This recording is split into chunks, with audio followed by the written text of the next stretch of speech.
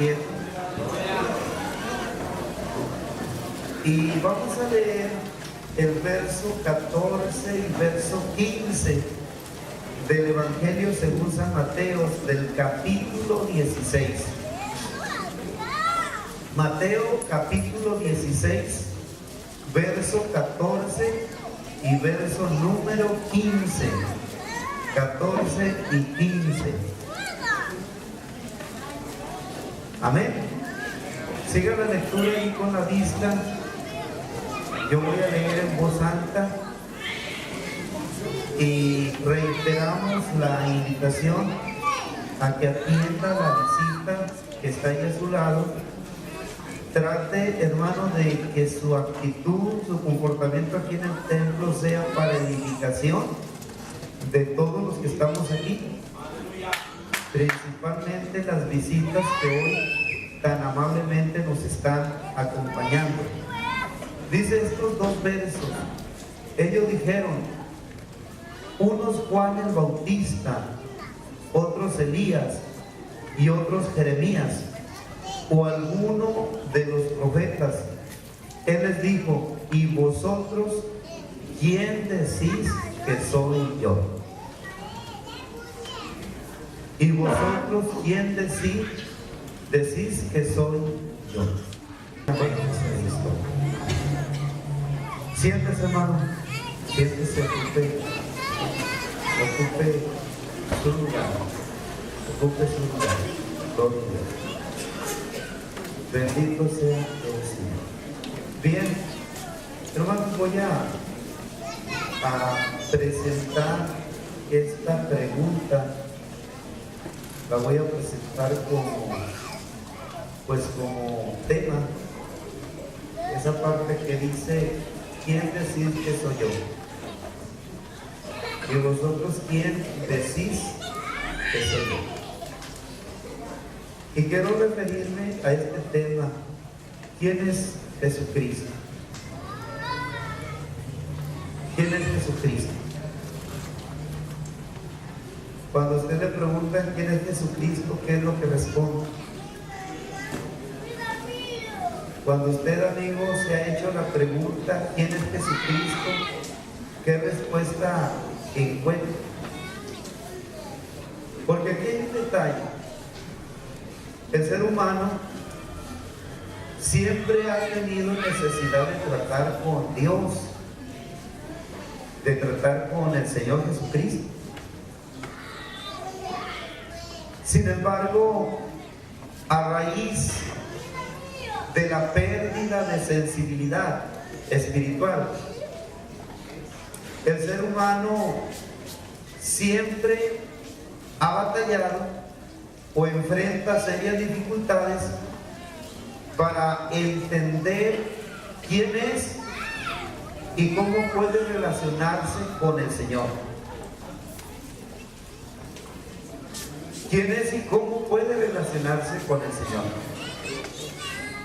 Por eso el hombre, cuando se refiere a Dios, su concepto, su apreciación, su lectura siempre es muy limitada y quiere ver a Dios en un papel, o quiere limitar a Dios a un papel, quiere limitar a Dios a un pedazo de madera,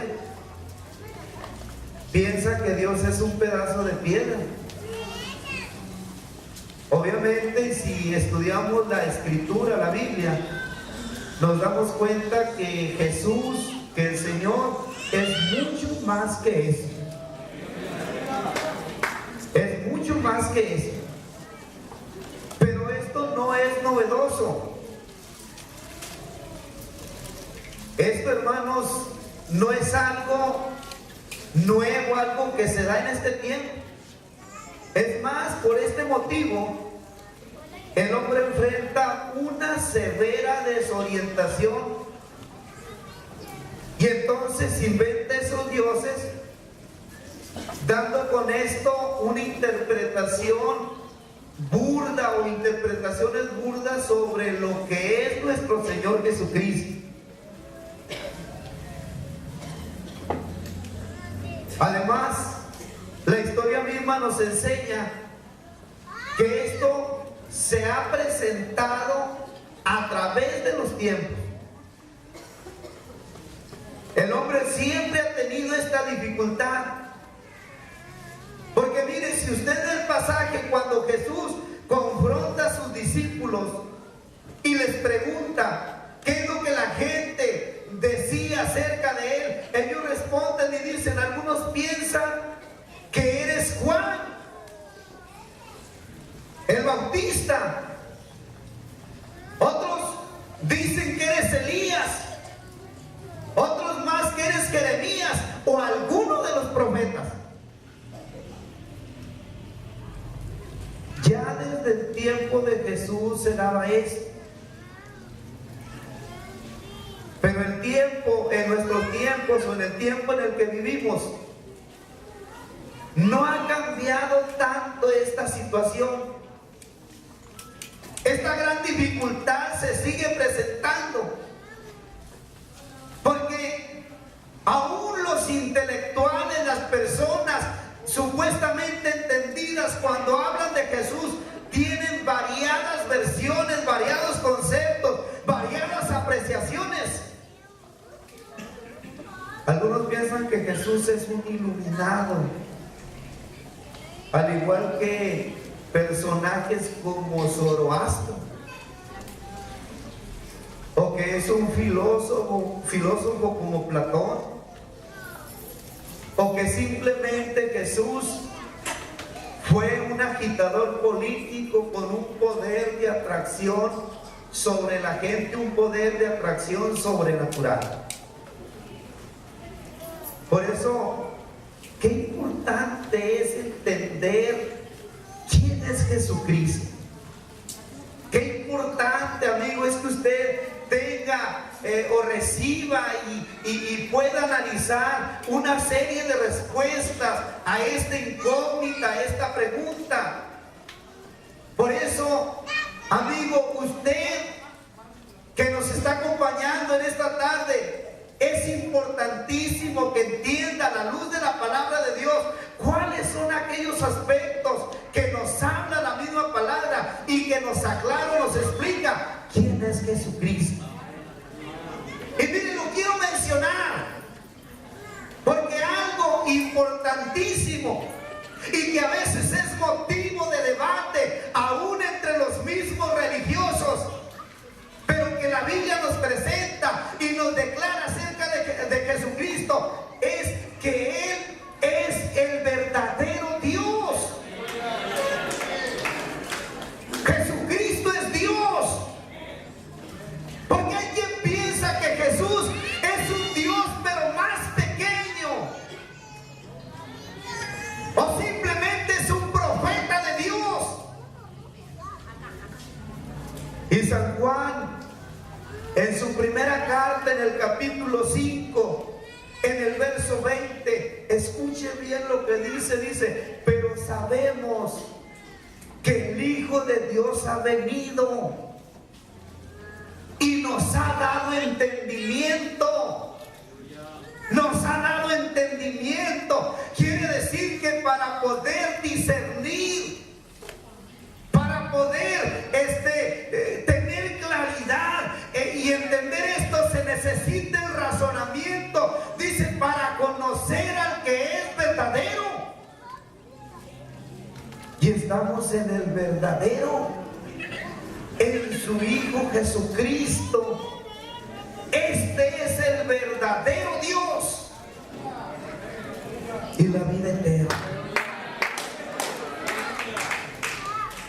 Este es el verdadero Dios y la vida eterna. No es un Dios más pequeño, no es tampoco un simple profeta, o no se limita a ser un profeta.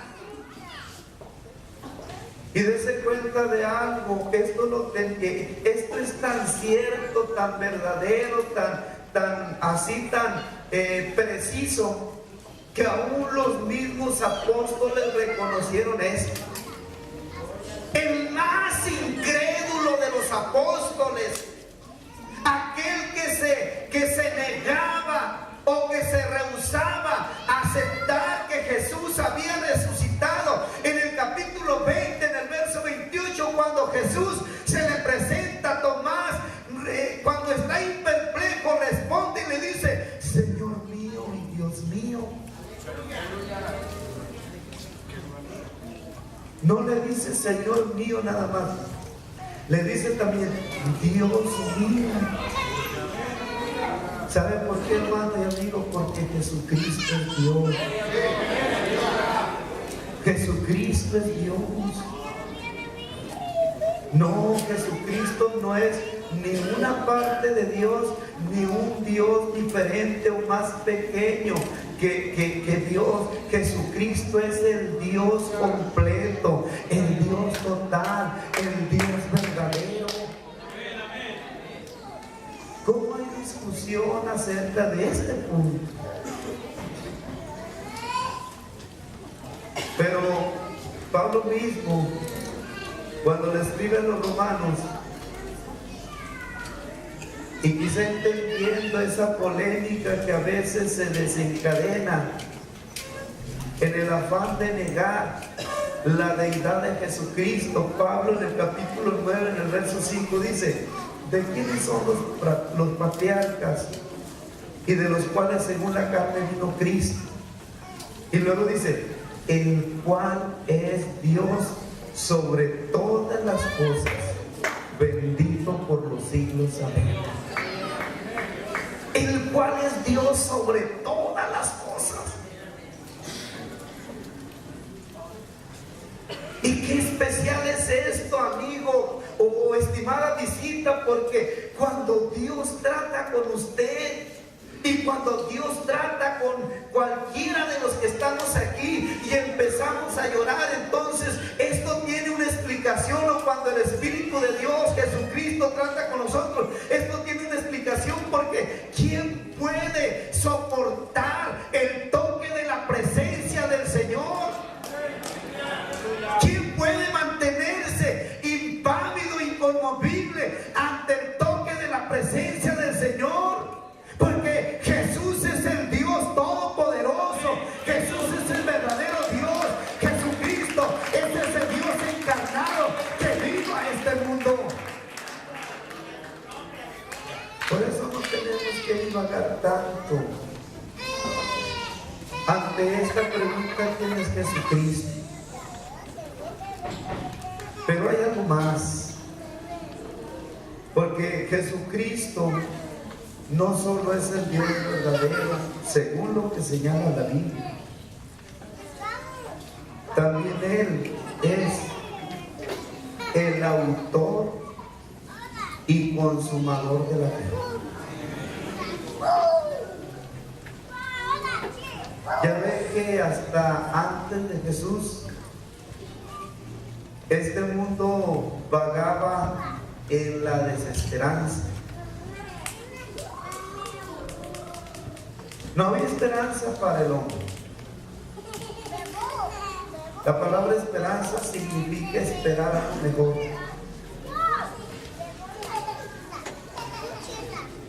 Esperar a lo mejor. Y el hombre siempre, de un día a otro, está esperando que algo mejor suceda en su vida.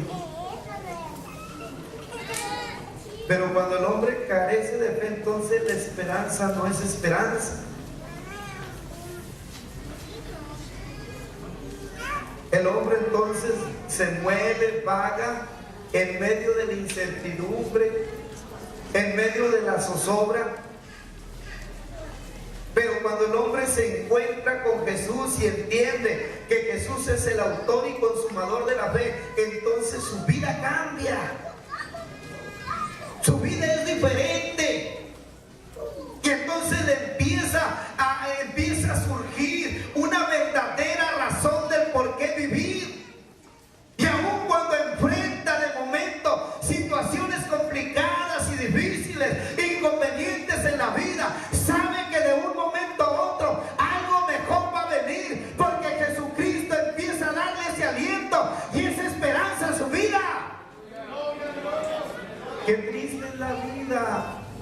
persona que no tiene fe, que no tiene esperanza. Y el escritor de la carta a los Hebreos, en el capítulo 2, en el verso 2, dice: puestos los ojos en Jesús, el autor y consumador de la fe. El autor y consumador de la fe. Quiere decir entonces, hermanos, que Jesús, cuando trata con nuestra vida, cuando trata con nuestra alma, es cuando empieza a darse o a generarse esa sensación de seguridad, esa sensación de ayuda, esa sensación de que las cosas van a mejorar y van a ser diferentes. Sin esta fe nadie pudiera o nadie tendría posibilidades de tratar con Dios.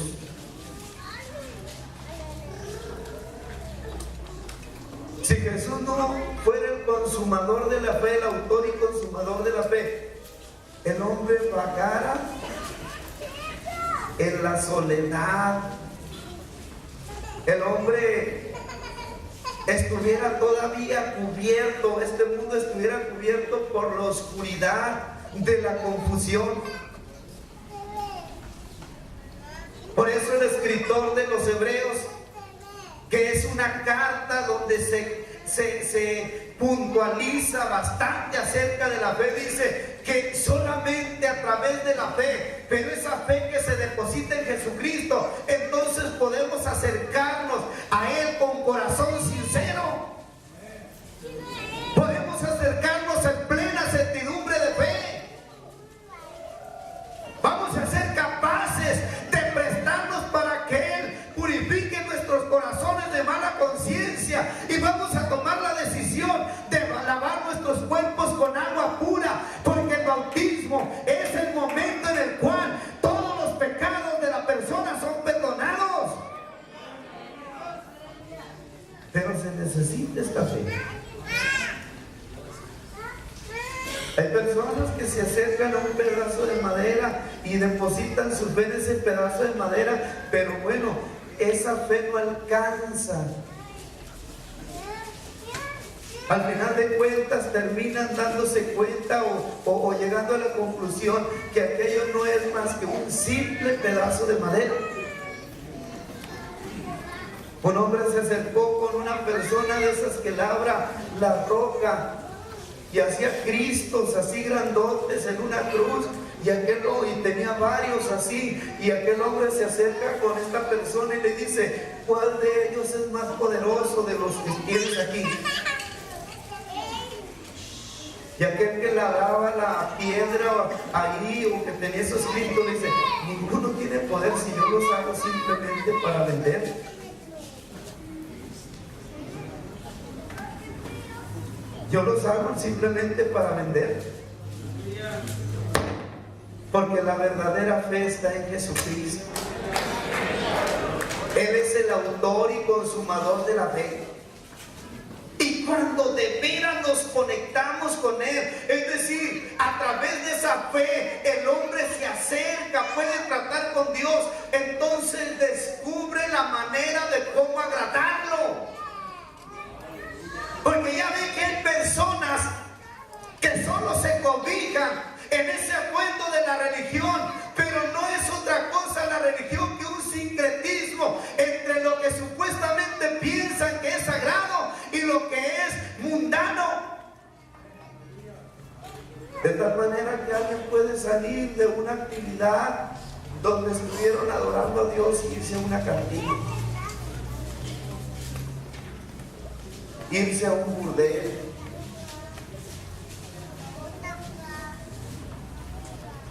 porque su fe no está cimentada verdaderamente en el autor y consumador de Él.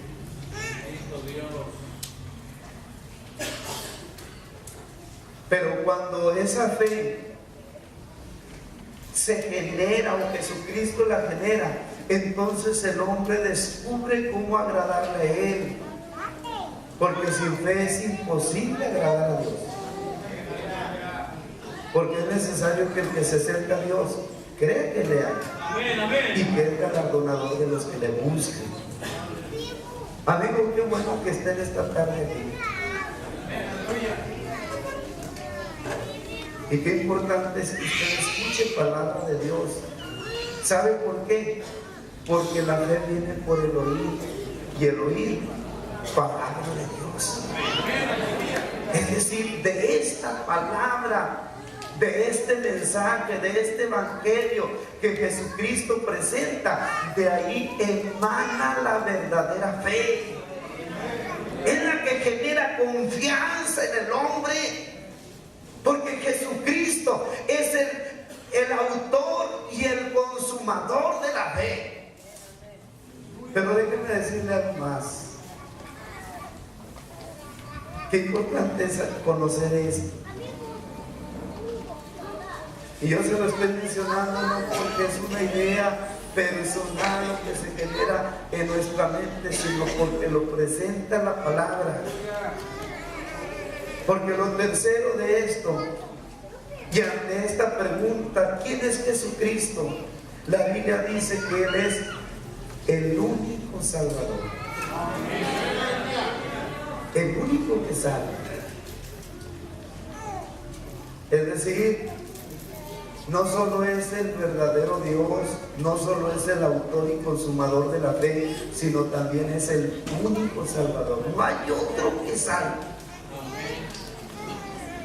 Ya ve cómo le hace la lucha el hombre para no comprometerse con Jesús, de buscar la salvación a su manera, a través de sus métodos y a través de lo que él considera que le pueden dar. Todo en un afán de no acercarse a Jesús.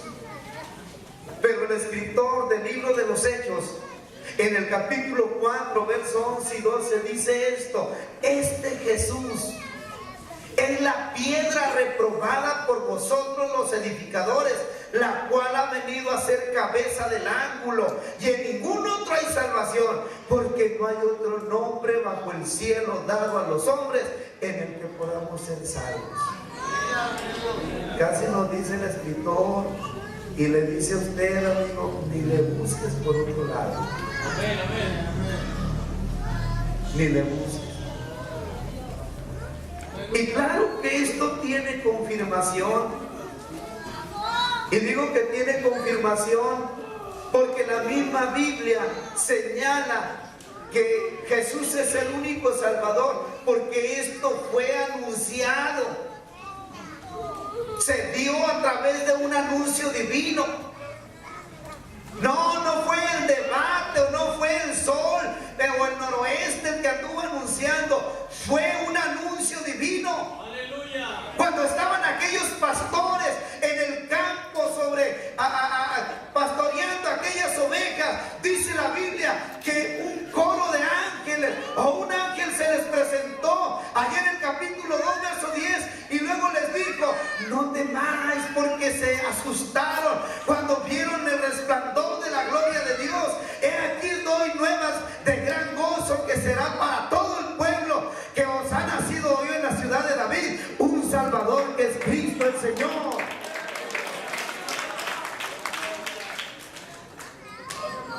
Pero fue un anuncio divino, porque no lo anunció una persona,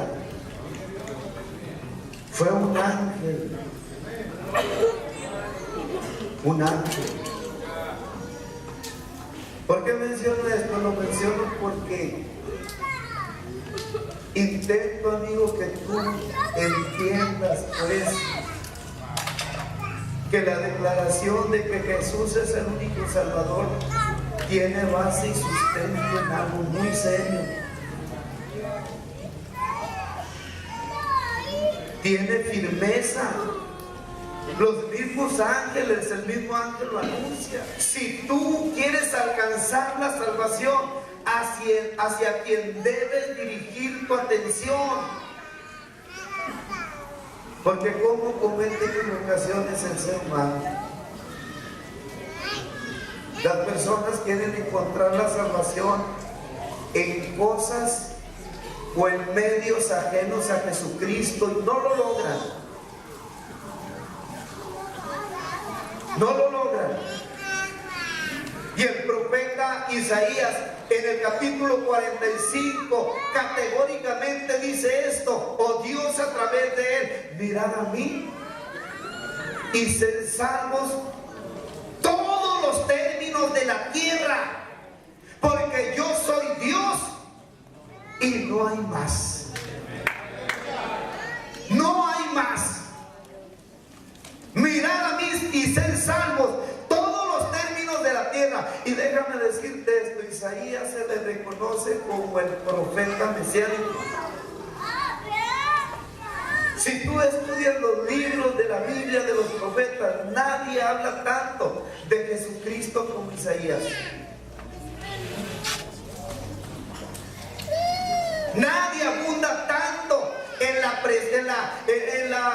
presencia del Mesías como el profeta Isaías. Por eso a él se le conoce como el profeta mesiánico. Es decir, él narra de manera muy especial no solamente el nacimiento de Jesucristo, sino también que a través de él es a través de quien se puede alcanzar la salvación y no hay más. Por eso es, hermano, que el hombre busque por otros medios,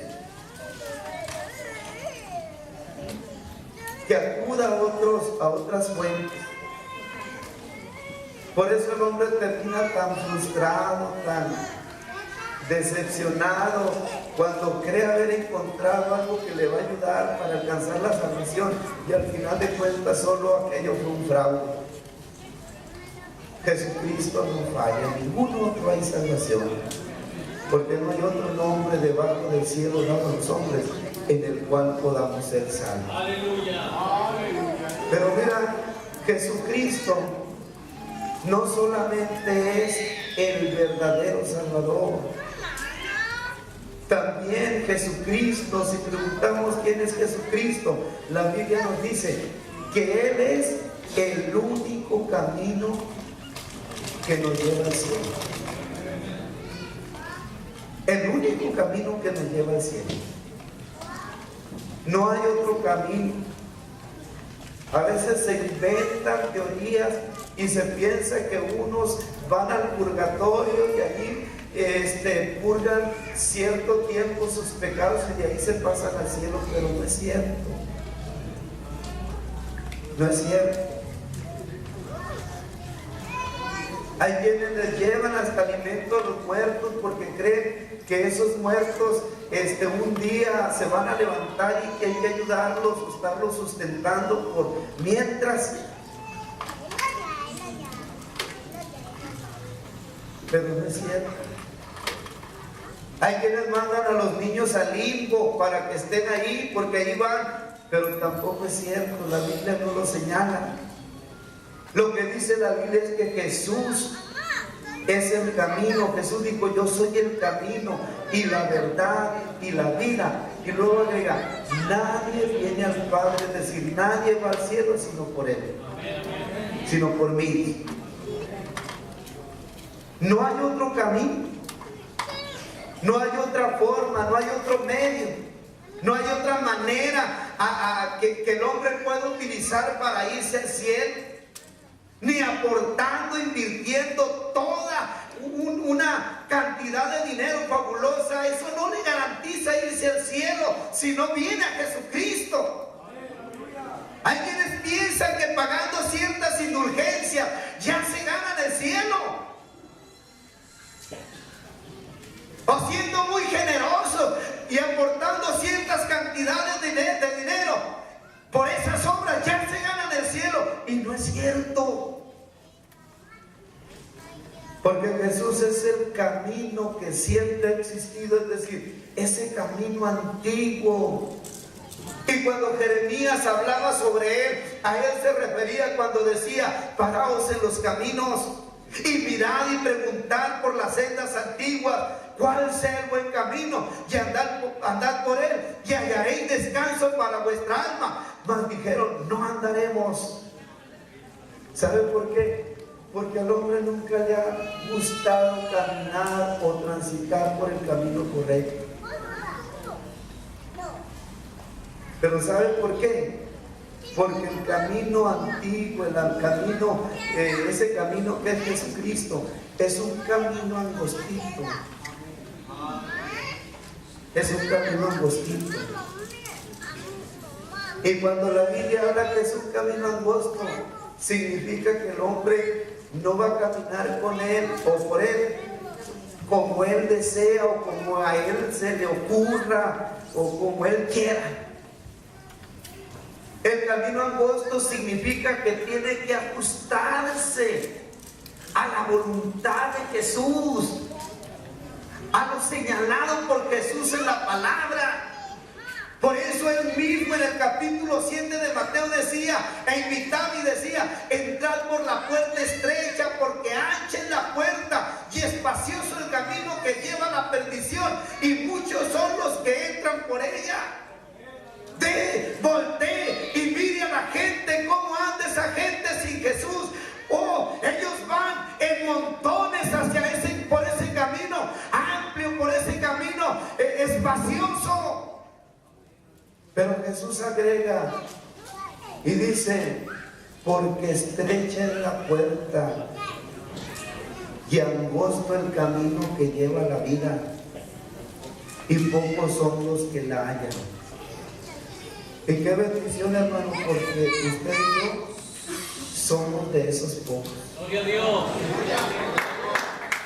Y qué bendición, amigo, porque usted al estar aquí está en esa posibilidad de empezar a caminar por esta senda. Amén. De empezar a caminar o a transitar por este camino. Está en esa posibilidad. Pero tiene que ajustarse a ese camino. Jesús es el único camino.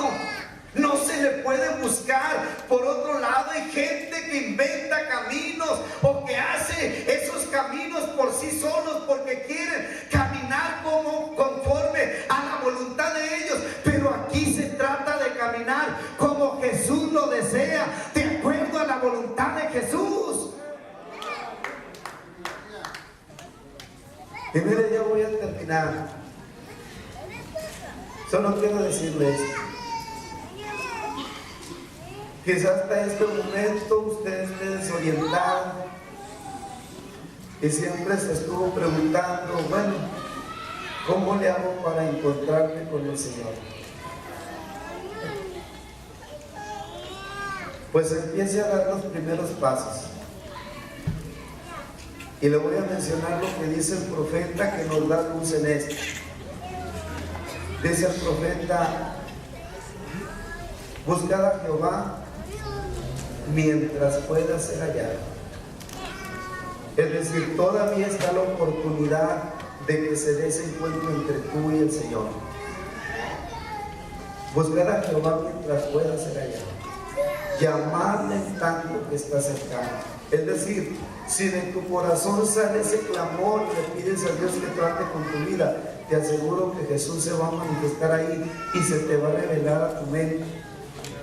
Pero para ello, ¿qué debes hacer? Dice el verso 7: deje limpio su camino y el hombre inicuo sus pensamientos, y vuélvase a Jehová, el cual tendrá de él misericordia, y al Dios nuestro, el cual será amplio en perdonar. Porque mis pensamientos no son vuestros pensamientos, ni vuestros caminos mis caminos, dijo Jehová. Como son más altos los cielos que la tierra, así son mis caminos más altos que vuestros caminos, y mis pensamientos más que vuestros pensamientos. Gloria a Dios. Quiere decir que usted no debe tardarse más. Está ante la oportunidad más fabulosa. Hay gente que no está aquí, que se encuentra allá afuera, que anda así como a ciegas tocando, porque en lo profundo de su alma está experimentando esa soledad y esa desorientación y no encuentra hacia dónde ir. Hoy Jesucristo puede guiarte. Hoy Jesús puede tratar con tu alma y te puede dirigir, pero necesitas buscarlo. Ponte de pie.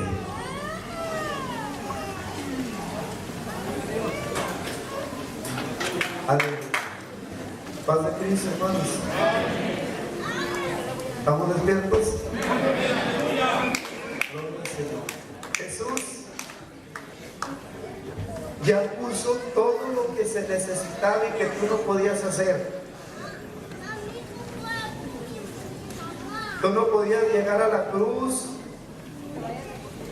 y redimir al ser humano, ni redimirte a ti mismo. Pero Jesús ya lo hizo. No te alcanzaría la sangre que tienes en el cuerpo para derramarla y cubrir los pecados de la humanidad. No te alcanzaría esa sangre. Solo la sangre de Jesús fue capaz de hacerlo. Además, tu sangre no es tan preciosa ni tampoco tiene esas propiedades que tiene la sangre de Jesucristo cuando se derramó la sangre en esa cruz del Calvario. Muchas enfermedades fueron reprendidas, muchas enfermedades se encontraron una cura, una solución en esa sangre. Jesús ya lo hizo. Pero ¿qué te toca hacer a ti? Buscarlo, acércate. Jesús te está esperando. Jesús quiere que tú vengas ante Él y entonces se va a dar ese trato, esa relación entre tú y Él, y tu vida va a cambiar. Por eso vamos a cantar esa alabanza, preciosa sangre. Y entonces, amigo que nos visita, yo te invito para que pases. Ven a este altar, pero no lo hagas por compromiso, no lo hagas porque te están obligando. Ven y derrama tu corazón aquí delante del Señor. El Señor conoce tu vida, conoce tu corazón, conoce tu alma. Ya no te detengas, no te quedes ahí, porque quedarte ahí puede ser una desventaja para tu salvación. Jesucristo hoy puede tratar con tu vida. Él tiene poder para hacerlo. Cantemos esta alabanza.